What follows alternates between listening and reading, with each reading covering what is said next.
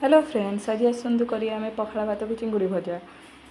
तेबे आमे चिंगुड़ी भजा पाई किछि फ्रेश चिंगुड़ी नै जाइछु। एबे ताकू आमे भल भाबरे बाछि ताकू धोई धाई रखि देबा। एबे आमे ता देहरे किछि लूण, लंका गुंड एवं हळदी को पकाई ताकू भल भाबरे गोळाई देबा। एवं सेपटे आमे कढ़ाई रे किछि तेल गरम करबा।